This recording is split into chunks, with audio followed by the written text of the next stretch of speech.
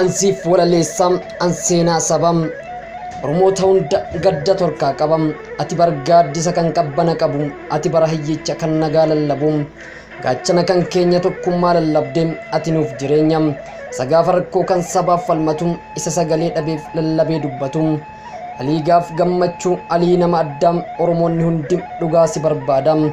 ati barnam kuusa mankuusa beekumsa lafarram hundi si barbaada qilleensaaf lafarram sagaafa jiru ittiin dhaadatan isa gaafa du'e seenaan waammatanim ati bar hin duune injirtanu keessam nagaanuuf jedhiin mee Hacaaluu Hundeessan jajjaba namaati gaachana utubam qarreef qeerroon hedduu kan jiru si duubam